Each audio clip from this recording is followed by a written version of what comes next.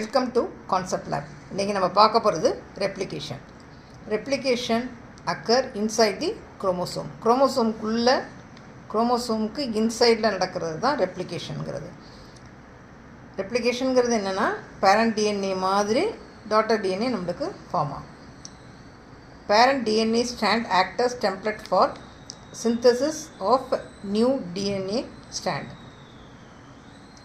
Parent DNA எப்படி act ஆகும்? Act as a டெம்ப்ளேட்டாக ஆக்ட் ஆகி புதுசாக நியூ டிஎன்ஏ ஸ்டாண்டை வந்து நம்மளுக்கு ரெப்ளிகேட் பண்ணி தரும்.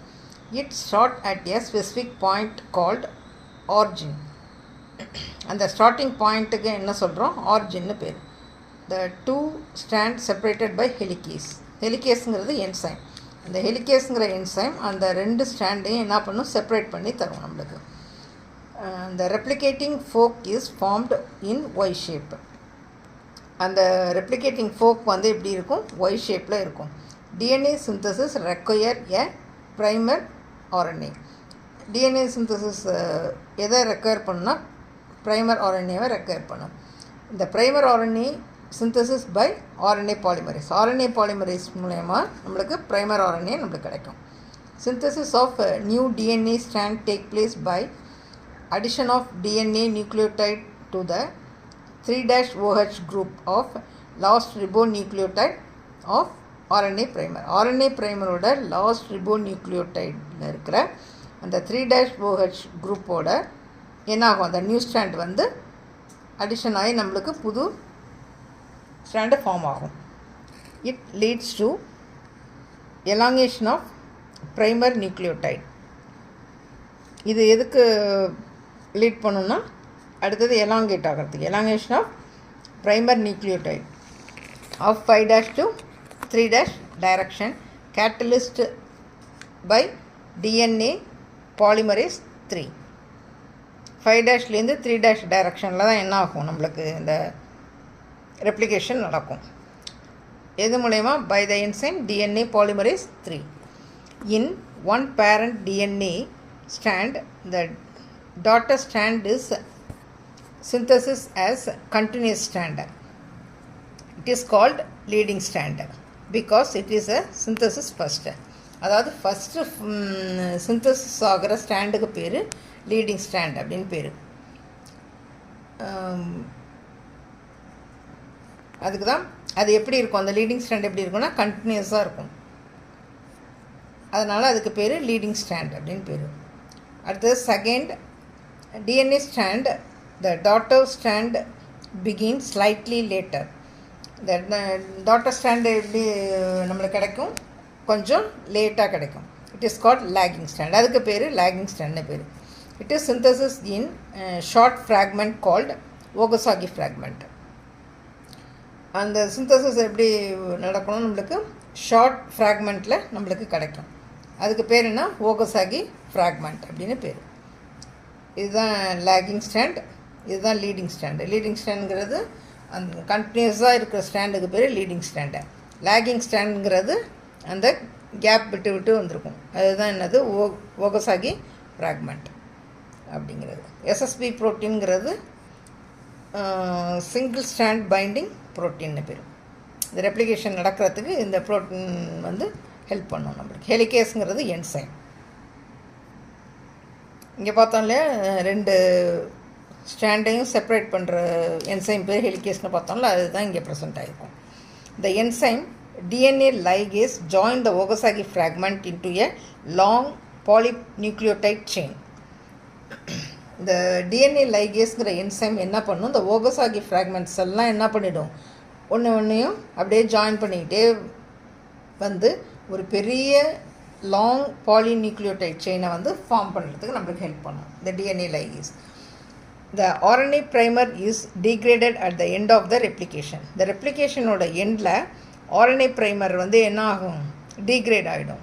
டீக்ரேடாக ரிலீஸ் ஆகி வந்துடும் வெளியில். Replication may occur in one direction from the point of origin or in both direction. Replication எப்படி நடக்கும்? ஒரே டைரக்ஷன்லேயும் நடக்கும், இல்லை ரெண்டு டைரக்ஷன்லேயும் நடக்கும். when replication occur in only one direction it is called unidirectional replication. ஒரே சைடில் நடந்துக்கிட்டு வந்துச்சுன்னா அதுக்கு பேர் யூனிடைரக்ஷனல் ரெப்ளிகேஷன். ரெண்டு சைட்லையுமே நடந்துச்சுன்னா அது bidirectional replication. When replication occur in both direction it is called bidirectional replication. இதோட type semi conservative, conservative, dispersive, மூணு இருக்குது type. First one, semi conservative. One strand of the DNA molecule serves as template for the synthesis of a new complementary chain. ஒரு strand எப்படி இருக்கும், அதாவது ஒரு strand வந்து டெம்ப்ளேட்டாக மாறி நம்மளுக்கு புது காம்ப்ளிமெண்ட்ரி செயினை நம்மளுக்கு ஃபார்ம் பண்ணி தரும். இந்த ரெப்ளிகேஷனில் எப்படி இருக்குன்னா, ஒரு ஸ்ட்ராண்டு, இதுதான் செமி கன்சர்வேட்டிவ் டயக்ராம். ஒரு ஸ்ட்ராண்டு வந்து எப்படி இருக்கும், பேரண்ட் ஸ்ட்ராண்டு மாதிரி இருக்கும். இன்னொன்று வந்து நியூ ஸ்ட்ராண்ட். அது ரெண்டும் சேர்ந்தது தான் ஒரு strand.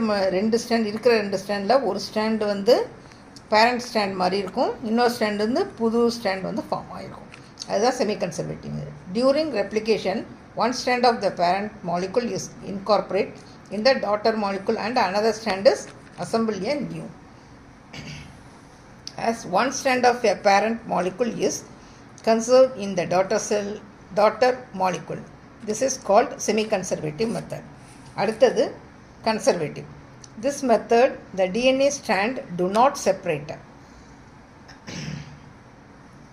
The two strand act as a template and produce a new daughter double stranded. அதாவது செமி கன்சர்வேட்டிவில் என்ன பார்த்தோம்னா, ரெண்டு ஸ்ட்ராண்டும் செப்பரேட் ஆகி ஒரு ஸ்ட்ராண்டு பேரண்ட் ஸ்ட்ராண்ட் மாதிரி இருக்கும், இன்னொரு ஸ்ட்ராண்ட் வந்து புதுசாக ஃபார்ம் ஆகி. இதில் எப்படின்னா டு நாட் செப்பரேட், அது வந்து செப்பரேட் ஆகாது. செப்பரேட் ஆகாமல் நம்மளுக்கு புது டாட்டர் டபுள் ஸ்ட்ராண்டை வந்து நம்மளுக்கு ஃபார்ம் பண்ணும். Thus of the two double helix formed, one could be entirely of old material and another double helix would be entirely a new material. ஒரு டாட்டர், ஒரு ஸ்ட்ராண்ட், ரெண்டு டாட்டர் செல், sorry, இதில் ரெண்டு strand கிடைக்கும். ஒன்று வந்து ஓல்டு மெட்டீரியல், இன்னொன்று வந்து நியூ மெட்டீரியல். அதுதான் கன்சர்வேட்டிவ்ங்கிற. அடுத்தது dispersive. This method parent DNA molecule break down into small pieces.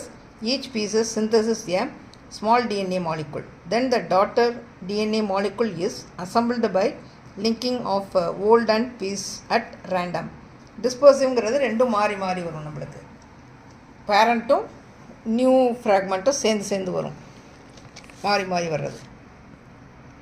As the pieces of parent DNA molecule remain scattered in daughter DNA molecule.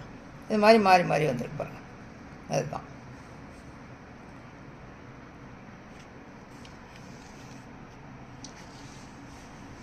ரொம்ப முடிஞ்சிருச்சு.